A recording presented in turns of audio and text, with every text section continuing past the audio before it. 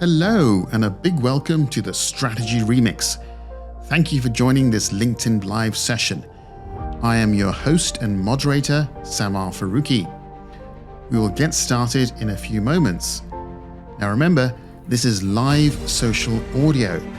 So if you have a question or want to make a comment, please use the raise hand button so I can promote you to the virtual stage. This event will be recorded and made available on social media channels. Please note that any opinions expressed by myself, Sammar Farooqi, are wholly my own and do not represent or imply any official statement from my employer unless explicitly stated as such. All right, I can see people now logging in. Let's get started. Before I introduce the panel, let me set the scene about the Red Queen hypothesis. The hypothesis is actually named after a part in Through the Looking Glass, which is a sequel to Alice in Wonderland. I'm sure many of you have read it. In the story, Alice tumbles down a rabbit hole and finds herself in a whole different world. She runs into a variety of colourful characters there, including the Red Queen. At one point in the story, Alice and the Red Queen have a race, but something is off. Despite them running at full tilt, they're not able to make any progress. They're just staying in the same place. Alice finds this really odd and asks the Red Queen about it. That's when the Red Queen explains, "In my world, you need to run as fast as you can just to stay put. Want to get somewhere else? Then you'll have to run at least twice as fast." This unique concept from the book is what gave birth to the idea of the Red Queen hypothesis in evolutionary biology. This hypothesis sets out that species have to continuously adapt and evolve just to survive, because their environment and competing species are also changing. They have to run or adapt as fast as they can just to stay in the same place, or indeed stay alive. And if they want to get ahead of the game, maybe dominate their niche or outcompete another species, then just like Alice, they're going to have to run at least twice as fast. So the hypothesis is all about this constant evolutionary arms race happening in nature. So I think we can all start to appreciate how this hypothesis frames generative AI and business today.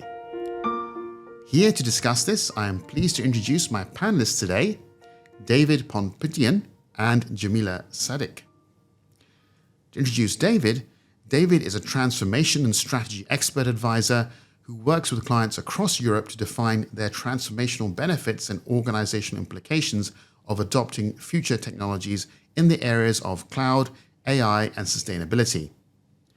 Originally a military language officer by trade, David brings with him more than a decade of experience working in the space between IT and business strategy with some of the world's leading management consultancies. He holds an MSc from the University of Copenhagen and Yale University in the United States, where he was the Denmark America Foundation Scholar. Jamila Sadek is a recent graduate from the SAP Sales Academy and is now managing the chemicals and cargo transportation and logistics industries in the UAE, helping customers embark on their digital transformation journey to work more efficiently and use business insights effectively to stay ahead of the competition. Jamila's background is in the fields of computer science and engineering from the American University in Cairo. To highlight, one of her main passions is being an advocate for diversity, equity, and inclusion and support underrepresented groups. So welcome, David and Jamila. So David, having set the scene, let's get into the discussion. The first question I'd like to ask you is, how should we frame these challenges around generative AI and business through the Red Queen's lens? Well, so I think it's an excellent question. And to sort of pick up on your example of this evolutionary arms race between species, right? You could take the example of a rabbit and a fox, each competing in terms of speed and agility, where one wants to avoid predation, the other wants to consume its prey. But then something happens along the way, right? Suddenly, the rabbit develops the ability to do something else than just pick up speed. It could be, for example, the ability to grow a white fur during winter months and hide from the fox. This is what's called punctuated equilibrium within evolutionary biology, and it also happens in business. Now it doesn't matter how much speed the fox gains. It's not going to find the rabbit, and the red color is going to be visible from miles away. And I think this is where we're at right now with generative AI in terms of business. The rules have completely changed. We had one roadmap for where the world was going and how we were going to capitalize on future technological innovations from a business perspective.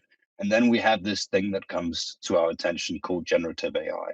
And suddenly we have to find out not just how can I go faster compared to my competitors, but how can I then develop the ability to also camouflage? Who's going to develop that ability first? Are the other ones going to play pickup?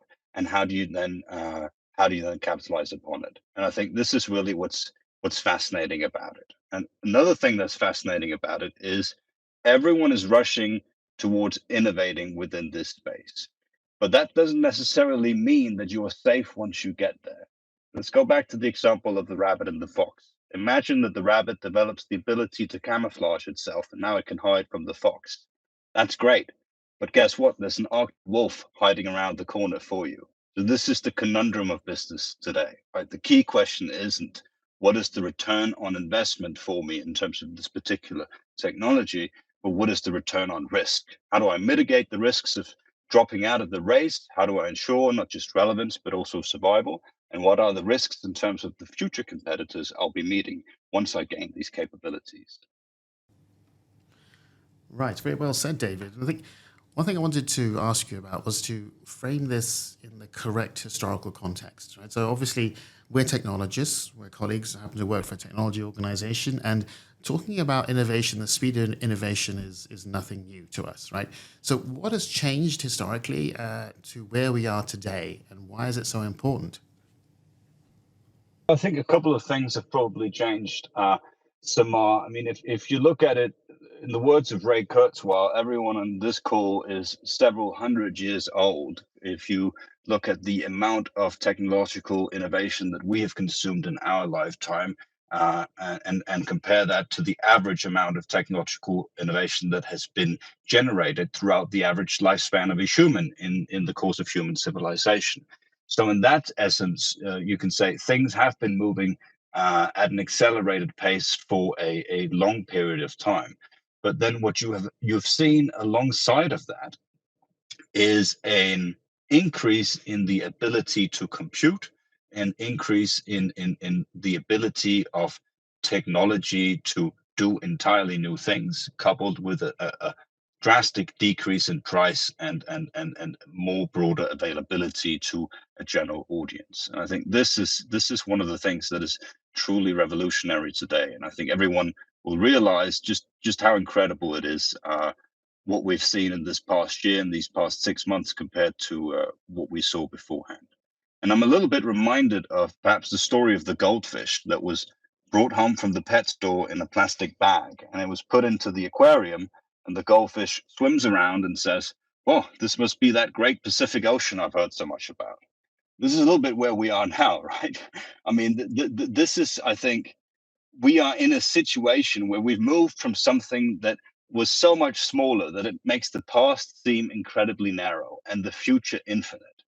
But we don't really know yet if the leap was giant or if we are just part of a much more giant leap that is actually. Right, yeah, I think there's several things to unpack there, and I quite agree with your sentiment. And one reason for this transformational shift, and if you look at the Red Queen hypothesis, is that this evolution of the technology species has been accelerated by the availability of compute power alone, right? The emergence of GPUs and the capacity to compute large language models, for example, has accelerated the ability of networked, cloud-based software to be able to crunch the sheer volume of data required through neural networks. So that innovation in and of itself has helped accelerate and bring about some of the challenges and opportunities that we're seeing. Jamila, I wanted to get your perspective then. I touched upon this, the innovation imperative, but given where we are today and moving from the traditional mantra of digital transformation, what do you see has changed, and how are customers that you're working with are responding to this? I can answer from my perspective before I answer from customers' perspectives. I come from a generation in general that has been talking 24/7 about digital transformation. I'm borderline millennial, borderline Gen Z, and ever since I was brought up, everything is about digital transformation, data, big data. Every day there's a new buzzword happening. So having asked what has changed this time, it really gives me a lot of thought, because we're a very, very, very fast-paced generation, and we're always on to what's next, what's new. So from that sense, I think the biggest thing that actually changed and actually changed our perspective from traditional digital transformation is we're no longer thinking of how can we make this faster, how can we make this quicker. It's more about how can we make this more innovative in a creative way. So generative AI is all about being creative, all about thinking outside of the box, finding ways and tools and methodologies to change the way we think, not in an efficient way, in a quicker way, but in a broader way. So I think this changes our whole mentality from being fast-paced and going on to what's next to taking a step back actually and thinking about how we could tackle things in a whole different way, in whole different perspectives. So that's from my side, and from customers' perspectives as well. I think we would both agree that it's all about thinking about things in a different dimension, no longer thinking 3D. It's all over the place at this point. So that's the whole beauty of the Red Queen. It's not just quicker, not just faster. It's just in the sense of agility, tackling the problem in a different way. So I hope that answers your question, like my perspective onto that. Yeah. Yes, no, absolutely, Jamila. Thank you for that. And a quick reminder to the audience, if you have a question or a comment, please do raise your hand, and I'll be happy to promote you to the stage and hear from you as well. But on that, Jamila, I think you touched upon that a certain sense of chaos, right? This technology, this wave coming over through generative AI is creating new opportunity and new risk and new challenges. But with that also comes uncertainty. Do you have first mover advantage, second mover advantage? Do you wait for something to become, fully established before you do it? So from that point of view, what are you observing in terms of how, in general, technology customers are responding to this right now in a corporate sense? Is that for me or David? I'd say that, again, I'll have to reiterate in that sense where everything that customers are talking about this at this point is thinking outside of the box and creatively. So the most important implication of generative AI for customers is innovating in the sense of the quality, innovating in the sense of efficiency when it comes to like how can we do this quicker and faster, but in a better quality. So it's all about quality. This is the key word that customers are looking for. So this is what are putting them ahead of the competition. It's the quality of the products. It's the quality of the services, finding another tools and methodologies in order to create the same output or even better in a quicker and faster way. So it's all about the quality. This is the most important thing that customers are actually thinking about. Yeah, I think we can all agree. I mean, you can leverage this technology to improve the quality of what you're producing, the customer experience and the delivery, etc. And there's so many individual use cases that are coming up every single day. We're seeing those. So David, as customers start to explore these implications, and they're still very new, based on some of the commercially available solutions and the APIs available to things like ChatGPT, what opportunities are you seeing that businesses are taking advantage of or exploring? You mean sort of in terms of what tangible solutions are out there, or the opportunities and use cases for business? Well, I would say that. Go ahead, yeah. No, so two parts to that, right? So firstly, opportunities as you see them, and secondly, kind of tangible, practical solutions that you see emerging. No, absolutely. I mean, I would say there are kind of two types of AI in my view, in terms of what I'm seeing right now and how companies are leveraging generative AI. There's what I would call arbitraged intelligence, and there's what I would call augmented intelligence. Now, both are artificial, but whereas one is a cost measure, much like labor arbitrage, except you aren't outsourcing to Romania or to India, but to a piece of software. The other one is focused on building new capabilities and growth. Like, how can we augment the existing intelligence we have within our workforce with this new kind of intelligence? And maybe let me just give you an example, right, which is customer service. I don't know if you've ever heard any of these customer service calls as they're recorded as a way to improve the way that representatives deal with customers when they call to complain or have requests routed to the right direction.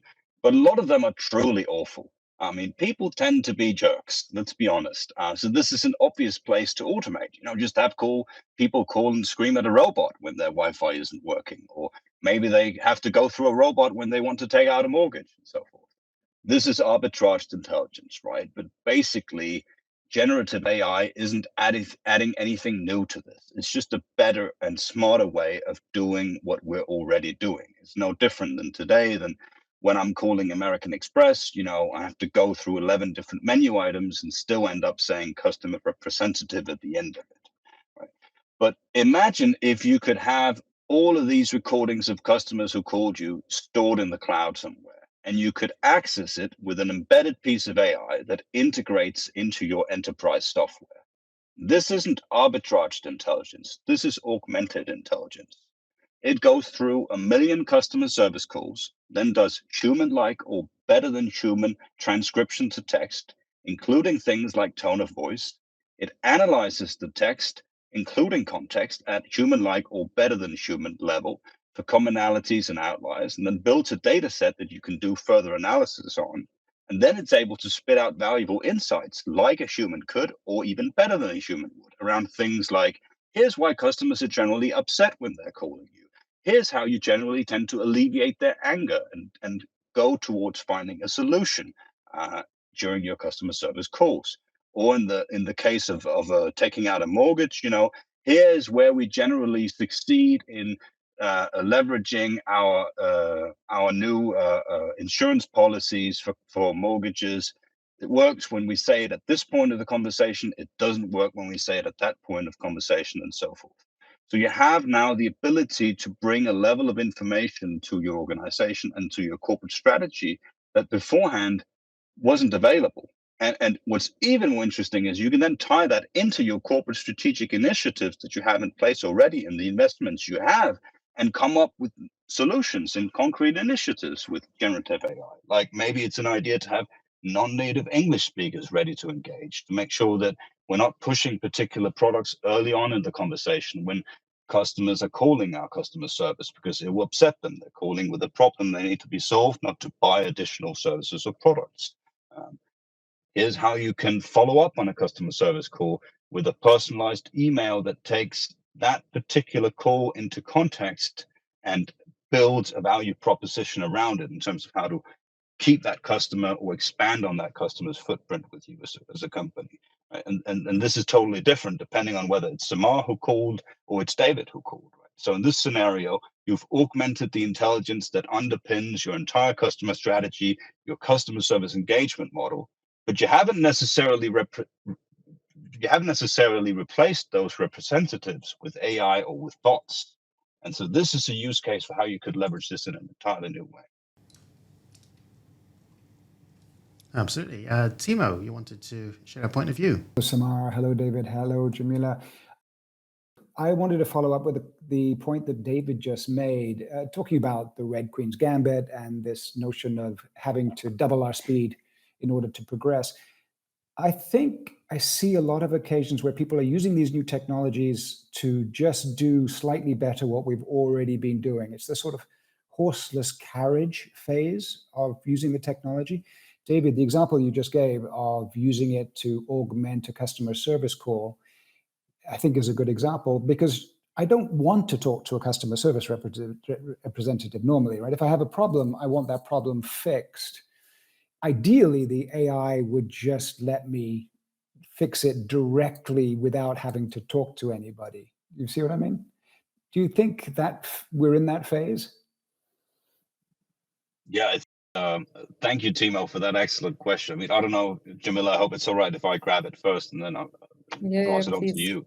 But I think we are absolutely in that phase. I think we are all experts trained on horse-drawn carriages, and then the automobile has been invented and built and scaled across the world in little over a year, right? And so things like speed limits don't exist yet. Things like seatbelts, pedestrian crossings, sidewalks. We're used to having horse-drawn carriages on the road, and then we tend to view the automobile as, well, this is a horse-drawn carriage without the horse. So, okay, I'll just use it for that. But we don't see the additional value of the internal combustion engine and so forth yet.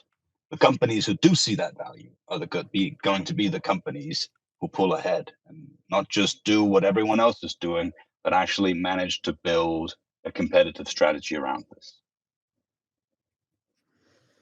I think if I may add something to that, to Timo's point and to what David has reiterated, people are scared. Like, people are just trying out how it can look like, how it can, giving them a taste. Like, I remember ChatGPT, as soon as it went out, everyone was like just giving it test trials. Let me put an email and see how he can make it professional. Let me do this and see what could be done by that. And that's the same on a larger scale with organizations. I think they're like at this point giving a small case scenario of what can be done, but they don't want to go big. They don't want to take the risk and go big. So as you said it perfectly, Timo, most organizations are just basically doing what is done right now, but just in a quicker way, or like, let's just do it efficiently. And this is the biggest problem that's happening right now is no one wants to be a trendsetter. Everyone wants to ride the wave of generative AI, but still it's very, very risky and no one understands the technology. So no one is going to take a big bet on what's happening. And this is from my point of view. Everyone is just taking a step back, seeing how everything is from beyond, but doing it with small cases. But no one is actually leveraging it in the most creative way it can be leveraged. So that's from my point of view of why people are just being shaky towards that. If I may add to that and offer a slightly different point of view. So I think the build a better mousetrap idea, got a mousetrap and add a digital clock to it or whatever with generative AI. I think very quickly we're going to get past that phase. And people start to explore that actually the way that this generative AI works is if I can take my particular data set, if I can take the information that I have inside my organization and feed that into a dedicated large language model or other generative AI solution, I can start to generate very powerful insight, and I can leverage this insight to make better decisions. And you're going to start to see this seep into particular business processes first. And I think it's worth reflecting on that we say generative AI, it's not a panacea. What you're seeing with ChatGPT, has been trained on a very broad general data set, and the type of answers you get from that to your prompts are going to be also very broad. But if you take an API from ChatGPT and plug it into your very specific narrow data set for your organization, you can potentially generate some incredible results. I think once organizations start to see that flowing through and how they can leverage that for very specific use cases, you will start to see the urgent need and demand for that. Because if you go back to the Red Queen principle then, or gambit, you're now going to have to move faster because someone in your competition curve, someone in your industry will be doing this. So if you're not doing it, chances are someone else is. And so are you going to wait? Because a lot of this depends also on your own data that you're going to potentially use, which does open up another avenue of debate in terms of is it ethical to use this data? Am I using any personal data, etc.? Or is it just my performance data? Whatever it is, I have to determine that first. Is it legal to do that? And once I've got it in there, am I mining it in the correct way? And are the people then using the information they get out of this in the right way? So I think we're going to see very quickly, and we're starting to see a whole host. Every day now, new apps are coming on board, new organizations announcing new opportunities and new products, leveraging for example, ChatGPT, but also other products are available, to explore these new avenues. I don't know, Timo, have you come across any of these, and what is your opinion of that, particularly with your experience in I think that's a fantastic point. Yes, organizations have been struggling for the last 30 years or so in making sure that they have access to the structured information, numbers and figures that they can use to run their businesses more effectively. Access to the unstructured knowledge, there's been various ways we've tried to do that with expert systems, but it's always been a challenge. I do think that we can now treat any set of documents essentially as a very easily queryable database. And that is probably going to change a lot of things. It's a great example of where I think imagination is one of the most important skills that anybody could have in business right now, as we try and think about not just the next step, but the steps beyond. The opportunities truly are endless. Yeah, absolutely. I quite agree. So Imagineering is coming back into fashion, right? If you can imagine it, if you can see that use case, or indeed you could ask the AI even to imagine it for you. What could I do with this data, right? The type of correlations, insight, analysis that can be leveraged out of this is incredible. So I think we've seen, for example, Microsoft Copilot, which has been in limited release right now to certain global customers, where exactly this, the system will scan your repository of your emails, for example, obviously with the right security permissions, to determine your style, your tone of voice, etc., and then make proposals or generate draft emails for you written in your own language, how you write, how you communicate to people in that style, right? So these are emerging capabilities which leverages the information, say structured and unstructured, that's actually available directly to you. Now, if you could take a similar Copilot and apply it to, I don't know, managing your household bills, right? So I've got my phone bill, I've got my internet bill, I've got my gas bill, I've got my pension fund, I've got blah, blah, blah. Trying to extract all the information of that, analyze it, perhaps on Excel or using some other traditional tool you might have used. Having an AI go over that and make recommendations, potentially, would be a game changer, right? So the first company that starts to claim this space in terms of improving the quality and capability of what you can do as an individual from a productivity perspective, and then scaling that up to a corporate is in a very strong position, right? And such an offer, such an insight would be of great interest, I'm sure, to many investment bankers and financial institutions, for example, who'd find that information extremely useful from the point of view of aggregated insight. What are people thinking? What are they doing? How are they performing, etc.? And then the time frame required to make decisions upon that information then also is reduced at the same time. Because if you're not taking decisions quickly, your competition will.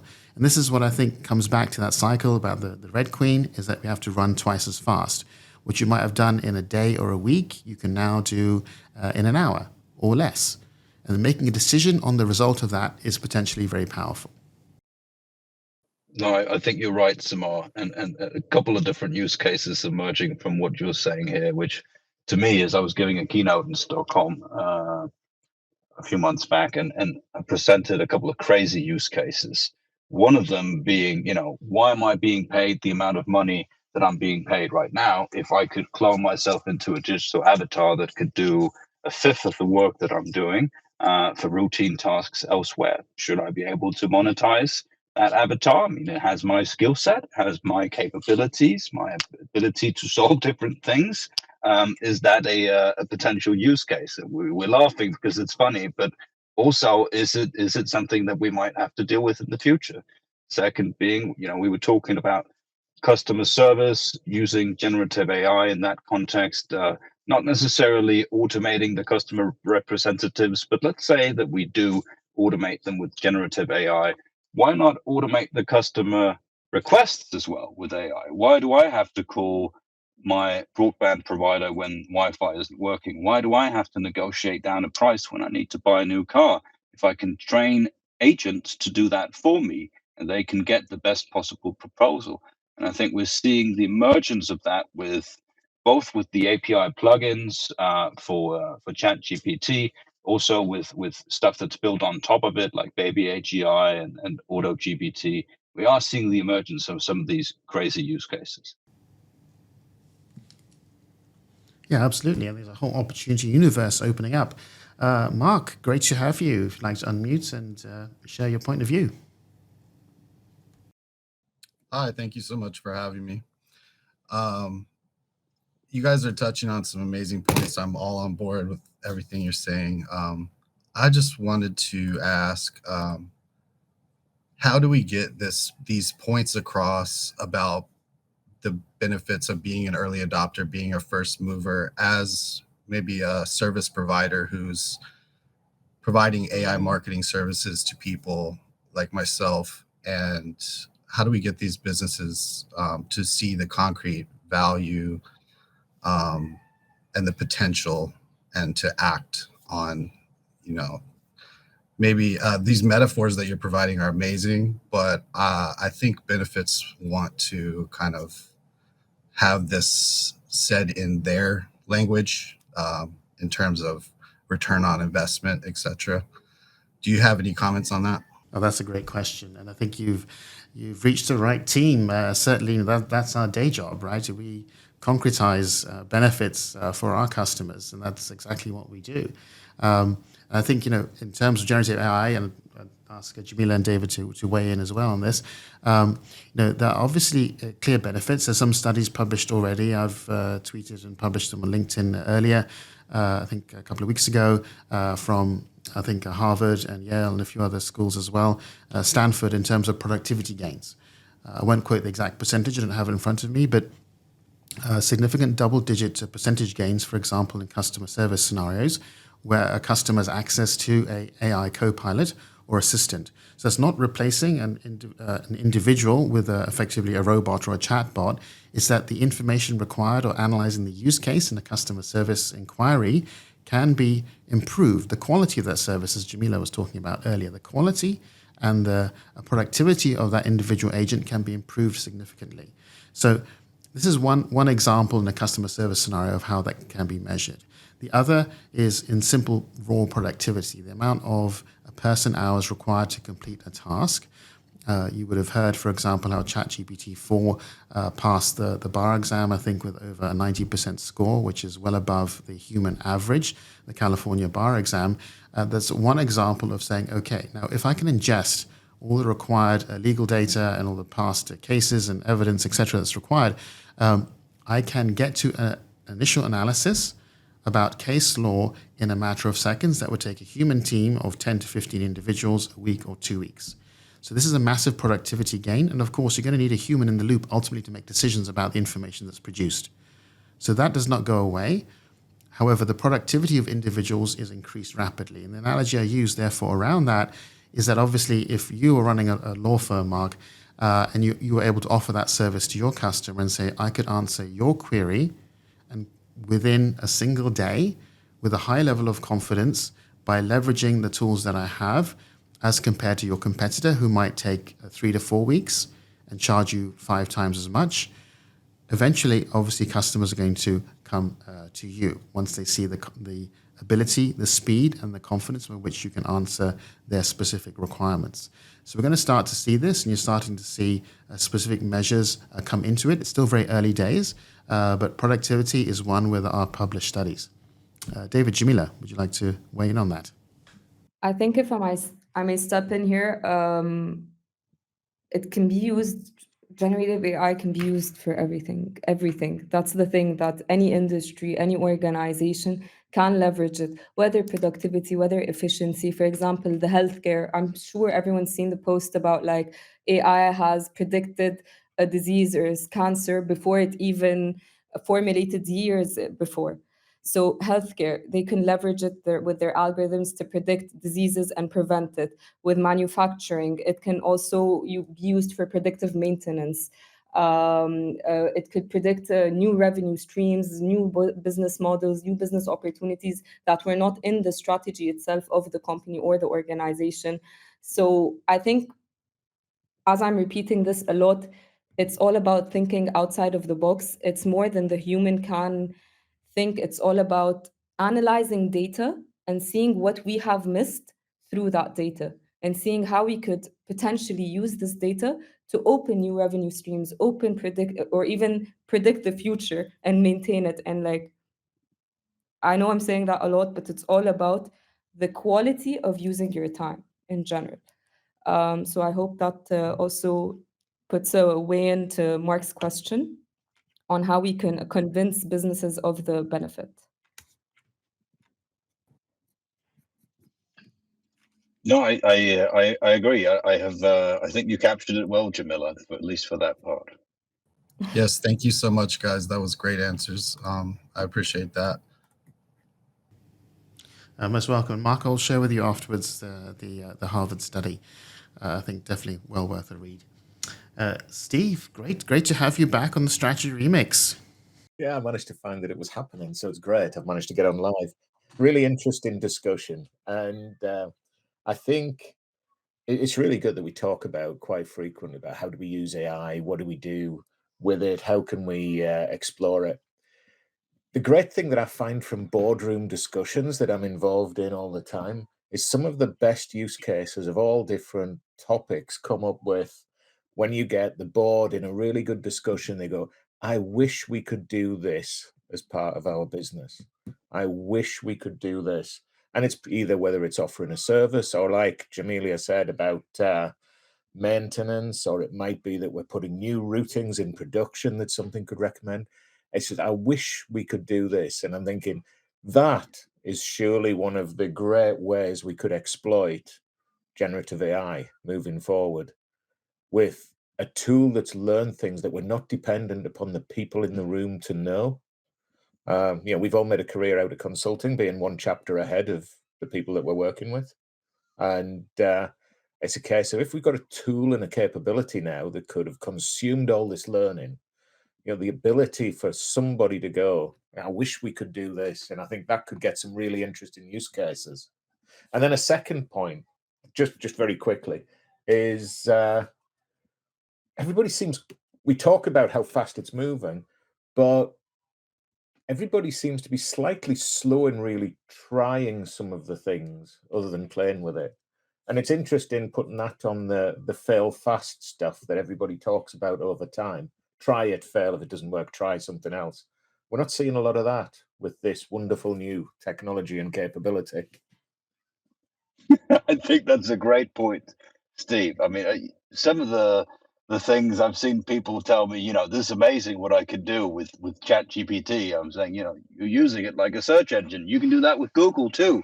That's nothing revolutionary. You're asking it, what happened so and so and who did what in history, and that's what Google is for. And we're kind of, it's a new tool, so we're learning how to use it as consumers, right, as our businesses. But you're absolutely spot on that taking that approach, dreaming big, what is it that we wished we could do? That is the recipe for success here, right? Yeah. And that also means that instead of scattering AI projects all over as single use cases to drive a roadmap, focus on a key area of your business where you believe you can make a significant impact. It could be sales, it could be manufacturing, and so forth. And then aim for a shared outcome. Like, we want to grow this particular segment by X%. That way you can go deeper, you can use your use case more intensively, you can get more out of it, right? And you can put the executive sponsorship behind it to drive cultural change. Because there's a cultural change as well, I think, behind succeeding with AI. It requires a growth mindset, it requires a cloud mindset, right? And it requires this experiment and fail fast approach. Right. Yeah, I think I agree with that, David. And I think also, if you consider that innovation, the time to adopt, and for people and organizations to absorb this change and opportunity also takes time, right? The amount of education and awareness that's required beyond the simple consumer-facing stuff and what we're seeing on YouTube or Twitter or whatever, that takes time to sink into organizations who are typically risk-averse. And whilst in the bigger world we're seeing debates around potential future legislation, ethics, concerns about end of days scenarios, and so on and so forth, all of this may also be potentially confusing some people from taking first mover advantage, but for others, I'm sure they will see the opportunity, even for the most narrow use case, right? And as you say, as we heard earlier as well, about Imagineering, if you can imagine it, focus on that.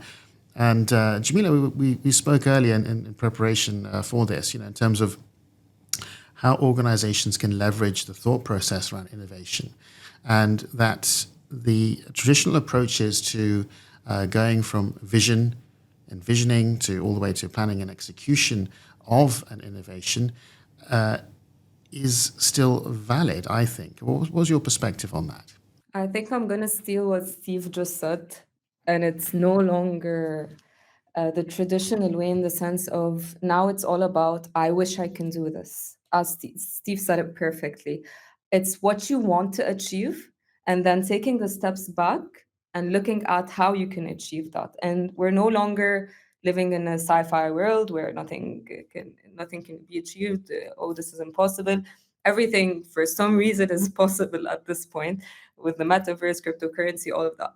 So what do you wish you can do, and how can you achieve that? This is how organizations should think, looking at the future state and then seeing everything that you could possibly do in order to achieve that. So this is usually what we do in general with all customers. What do you want, and how can we achieve this? And this is how organizations think in general. However, no one really sees how generative AI can achieve that. Why? Because at the end of the day, it's still fairly new. Success stories are very rare. There's a lot of different success stories, but not as much as AI when it first came about, or big data when it first came about. So that's why no one really understands how they can utilize it. So if they look at it with the state, the future state, what do I wish? And then looking at it from what do I wish and taking steps back, this is how they can utilize generative AI in the conversations. And this is how we lead conversations with organizations. So I stole completely what Steve just said, but I hope this also answers the question, because this is the approach I would go with. This is the approach that I would suggest businesses go with.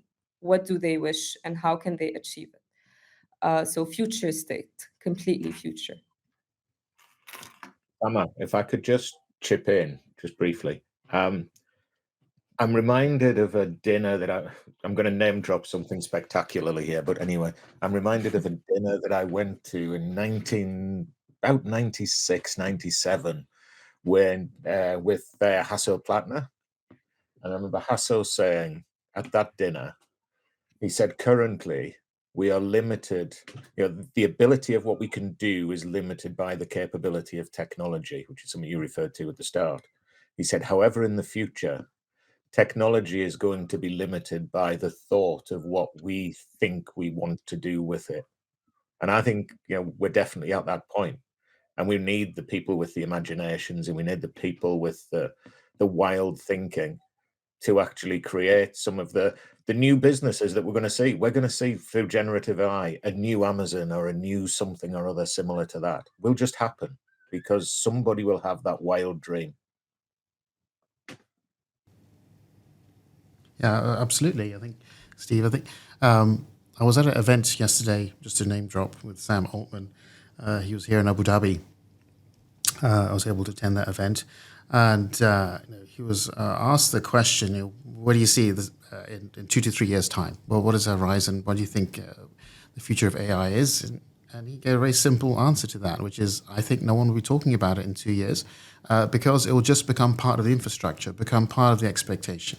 If you are, and I'm paraphrasing what he said, just like with electricity or with e-commerce or whatever, it's internet enabled or it's electrified or whatever, the fact that you'll have a generative AI will become part of the core architecture of any solution. And that's he fully expects that to be the case in 2 to 3 years, and everyone will expect any technology solution will have it out of the box. As much as today you have a database, an internet connection, and a GUI, all of those things are innovations that we've seen in our lifetimes go from command line interface and then all the way back again right now with prompt engineering. But again, it will loop back. So we've seen these stories, but absolutely, I think this as people go through a very fast adoption cycle, it will just become a part of it. But I don't think fundamentally it's a fad, right? It's not crypto. It's not the metaverse. It's not any other sort of peaks and fads we've heard about. And no disrespect to anybody who's heavily involved in that. But we're going to see, I think, this absolutely take off. And the valuations you're seeing and the market interest in this is also funneling huge amounts of investment in this, right? So NVIDIA, one of the key chip providers that provides the hardware at the back end of all of this, their valuations are up, several 100% on the back of this, right? So if you can grab a few of those shares, it might not be a bad investment, Steve. All right, we've got a couple of minutes left. Sammar, let me just promote you to the stage, and then we'll wrap up. Hi, everyone. It's an amazing platform and amazing discussion going on. So talking more about what Steve said, that what can be possible regarding the creativity and wild imagination. So I'll talk about what I do. So I am an early childhood educator and a photographer. So I was just thinking that when I work with special need kids, we create different lesson plans for them. And then with AI, we can see the trend and where the gaps are and analyze that data and create plans for them, which can help them. And also in photography, as you can see that there's a lot of generative AI going on. I think we should adopt it and not be scared of it as photographers or creators, because when the photography or digital photography was just being invented or introduced in the world, painters were really stressed out about it. But if we see painters have their own spot and photographer have their own spot and importance. So I think those things, if we adopt them early, it will really be good for our productivity. Like for kids and special need kids and regular kids, the lesson planning would be way easier. And what we can imagine, oh, I wish I could do this, or I wish I could do that, we can actually see it happening through the AI and using all these tools. Thank you. That's a fantastic point. Thank you for sharing that, Sammar. Very briefly, as we're coming to the end of our time, Jamila, as an advocate for inclusion, where do you see the role of particularly kind of artistic enablement, AI helping people communicate and generate art? Do you have a view around that? Honestly, I'm not the best person to give any views about art, but I honestly see how much AI could be leveraged creatively way more than in a tech way. So this is the time for creatives to shine using AI, or generative AI to be precise. It's all about thinking outside of the box. This is the first time where technology shares the second half of our brain, not just the mathematical side, but also the creative side. So I feel that there's a lot of benefits for the creative world and creative industry that can utilize technology for that purpose way more than any other industry. So that's why I feel like this is the moment where the creatives get to shine. And as Sammar said perfectly, it's all about that you can leverage this and you can leverage all of those tools for your benefit as well. And David, please, if you have anything to share from that side, because I am not the perfect person to answer about art. I would have loved to, but unfortunately not that artistic. But David, please, if you have anything to share. Well, I mean, this art is a hobby of mine, but I think you're absolutely right. If you look at the history of art, it is one of continually pushing the boundaries for what art is. If you go back to the French Impressionists, when they came out, they were heavily criticized for being simplistic. Their paintings were easy to make. They didn't look like what they were intended to depict.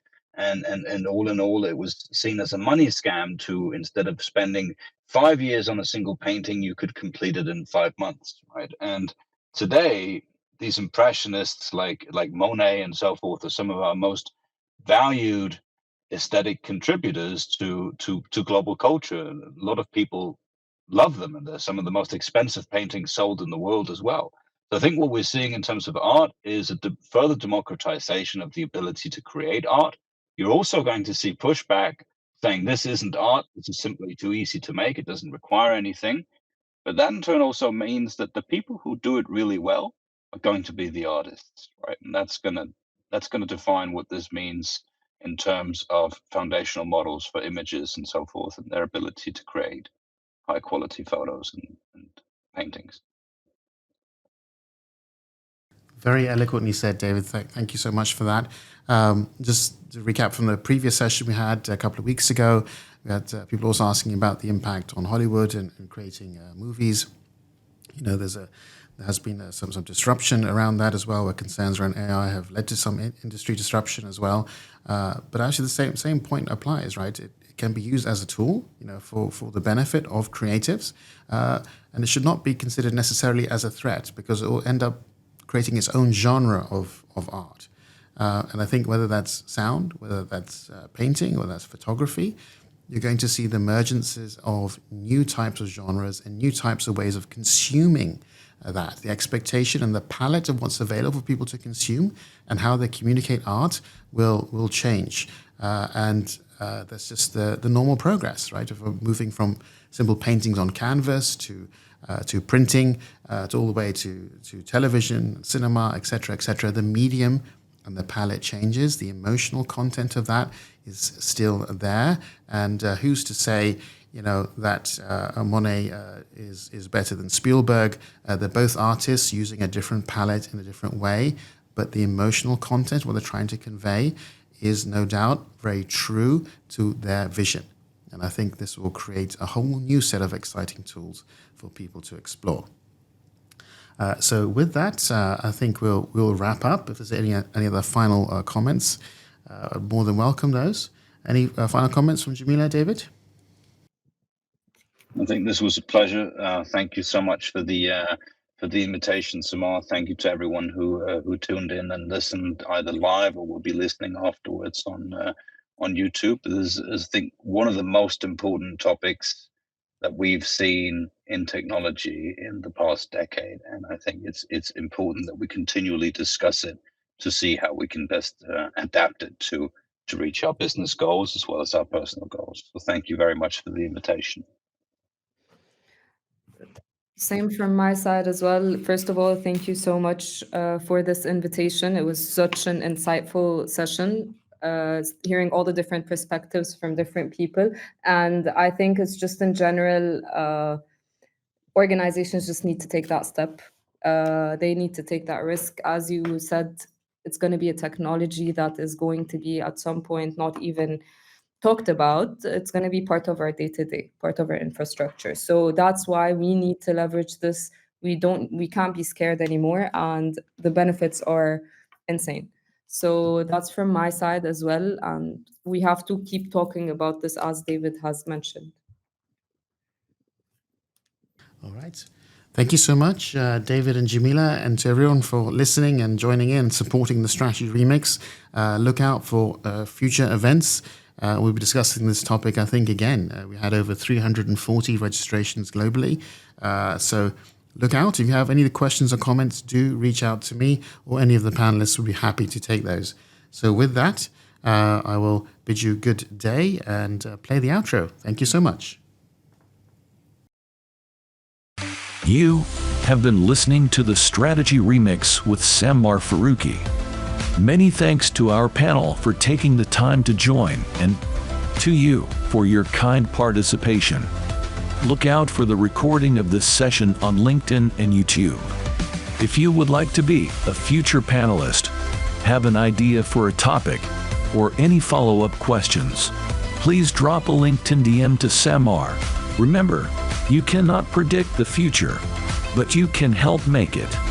Start today with the Strategy Remix. Don't forget to connect or follow Sammar. Thanks again, and see you soon. Goodbye for now.